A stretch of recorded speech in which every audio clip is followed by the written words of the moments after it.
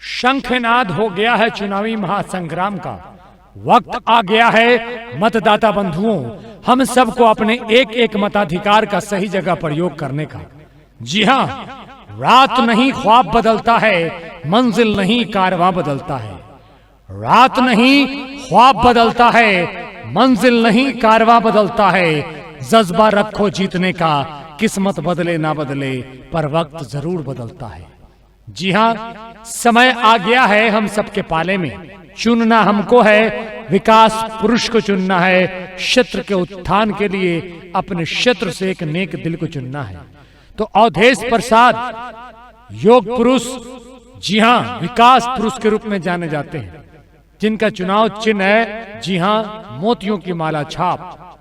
जी हाँ, अवधेश प्रसाद जी की धर्म पत्नी उर्मिला देवी मुखिया पद की प्रत्याशी हैं, जिनका चुनाव चिन्ह है मोतियों की माला छाप। ग्राम पंचायत राज सिकटिया की जनता जिंदाबाद जिंदाबाद जिंदाबाद। उर्मिला देवी जिंदाबाद जिंदाबाद जिंदाबाद। मोतियों की माला छाप जिंदाबाद जिंदाबाद जिंदाबाद। छात्र नौजवान जिंदाबाद जिंदाबाद जिंदाबाद। किसान मजदूर जिंदाबाद जिंदाबाद जिंदाबाद।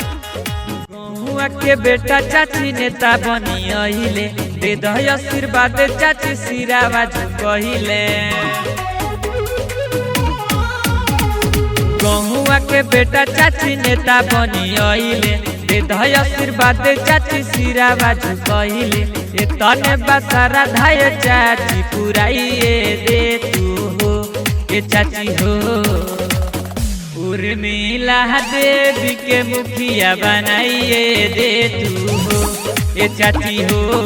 मोती के माला पर बटन दबाइए दे तू हो, ए भाभी हो। ग्राम पंचायत राज सिकटिया की जनता जिंदाबाद जिंदाबाद जिंदाबाद। उर्मिला देवी जिंदाबाद जिंदाबाद जिंदाबाद। मोतियों की माला छाप जिंदाबाद जिंदाबाद जिंदाबाद। छात्र नौजवान जिंदाबाद जिंदाबाद जिंदाबाद। सिकटिया पंचायत गौआ के करी है विकास हो, साथ दी है सुख या दुख में बाबे नहीं पविसावास हो। मिक्स बाय संस्कृति रिकॉर्डिंग स्टूडियो जनता बाजार। अपना पंचायत गौआ के करी है विकास हो, साथ दी है सुख या दुख में बाबे नहीं पविसावास हो। ये कहीं बयासराय चाची पुराइए दे तू हो, ये चाची हो।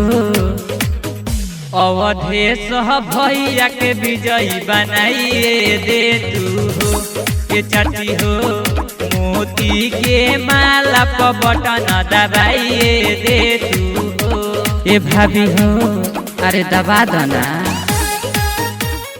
ग्राम पंचायत राज सिकटिया की जनता जिंदाबाद जिंदाबाद जिंदाबाद। उर्मिला देवी जिंदाबाद जिंदाबाद जिंदाबाद। मोतियों की माला छाप जिंदाबाद जिंदाबाद जिंदाबाद। अब की जितावे के बाबे सुन चाची दे के ध्यानवा, अपना पंचायत के पूरा करी है रमनवा। मिक्स बाय संस्कृति रिकॉर्डिंग स्टूडियो जनता बाजार। अब की जितावे के बाबे सुनो चाची दे के ध्यानवा, अपना पंचायत के पूरा करी है रमनवा। सब लोग एकता के जिताइए देता हो, ये चाची हो। उर्मिला देवी के मुखिया बनाइए दे तू हो, ये चाची हो। मोती के माला पर बटन दबाइए दे तू हो, ये भाभी हो। जी हाँ, आपको बता दें कि ग्राम पंचायत राज सिकटिया से कर्मठ, जुझारू, संघर्षशील, कर्तव्यशील, निष्ठावान और निष्पक्ष छवि की इंसान हैं, जी हाँ, उर्मिला देवी, जिनका चुनाव चिन्ह है मोतियों की माला छाप। इसी पर बटन दबाना है और इन्हें भारी से भारी मत से विजयी बनाना है।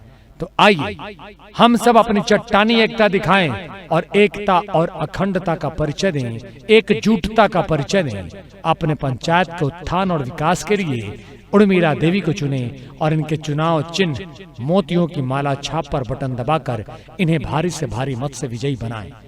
आप अवधेश प्रसाद को जानते हैं, जो हमेशा समाज के उत्थान, पंचायत के विकास और गरीबों की आवाज बुलंद करने में लगे रहते हैं। आप अवधेश प्रसाद को जानते हैं, जिन्होंने संकल्प लिया कि अपने पंचायत को आदर्श पंचायत बनाएंगे, जिन्होंने संकल्प लिया कि अपने पंचायत को निर्मल पंचायत बनाएंगे।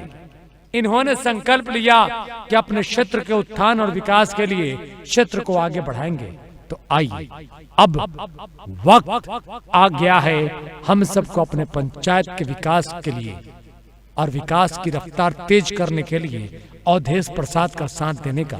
तो ग्राम पंचायत राज सिकटिया से कर्मठ, जुझारू, सशक्त महिला मुखिया प्रत्याशी हैं उर्मिला देवी, जिनका चुनाव चिन्ह है जी हम मोतियों की माला छाप। इसी पर बटन दबाना है और उर्मिला देवी को भारी से भारी मत से विजयी बनाना है। ग्राम पंचायत राज सिकटिया की जनता जिंदाबाद, जिंदाबाद जिंदाबाद। उर्मिला देवी जिंदाबाद, जिंदाबाद जिंदाबाद। मोतियों की माला छाप जिंदाबाद, जिंदाबाद जिंदाबाद।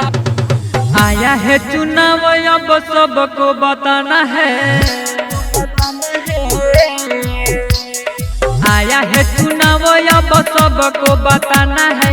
उर्मिला देवी को मुखिया बनाना है।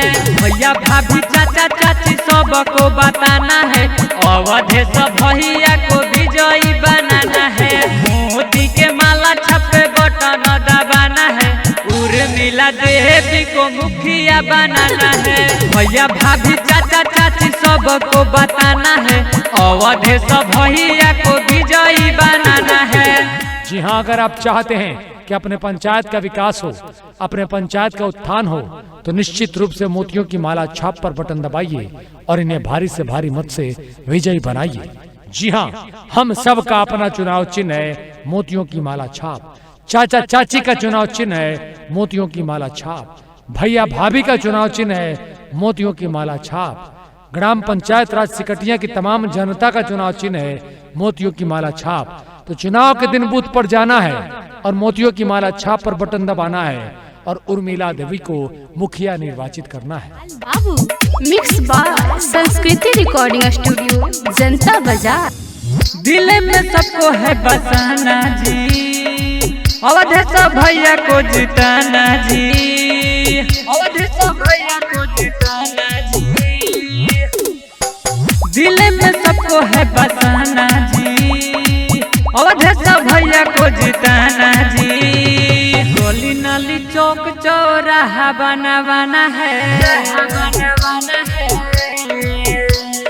गली नाली चौक चौराहा बनवाना है। उर्मिला देवी को मुखिया बनाना है।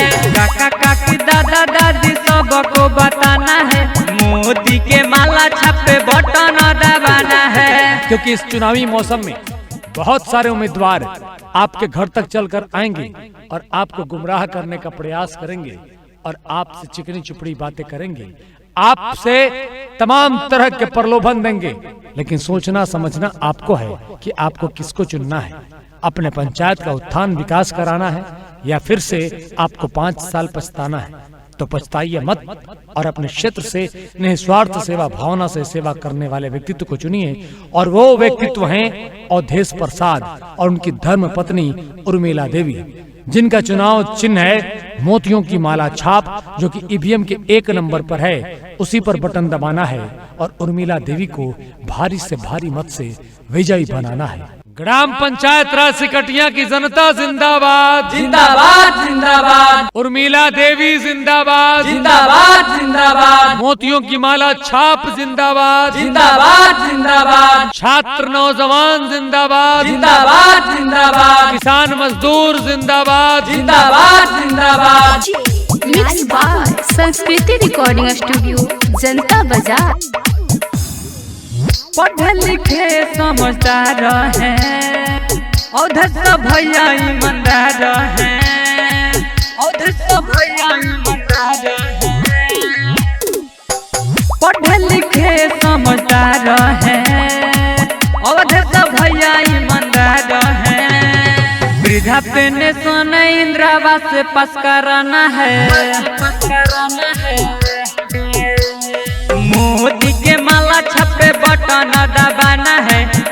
उर्मिला देवी को मुखिया बनाना है, भैया भाभी चाचा चाची सबको बताना है, अवधेश भैया को विजयी बनाना है।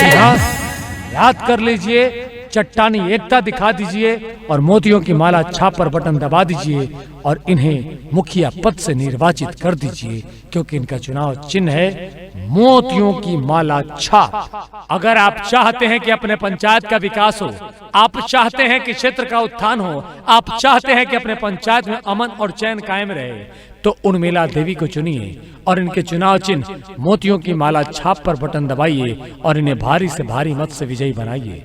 जी हाँ, पाला आपके हाथ में है, पाला हम सब के हाथ में है, तो भूलना नहीं है और अपने क्षेत्र अपने पंचायत से उर्मिला देवी को मुखिया बनाना है और अपने पंचायत का उत्थान कराना है।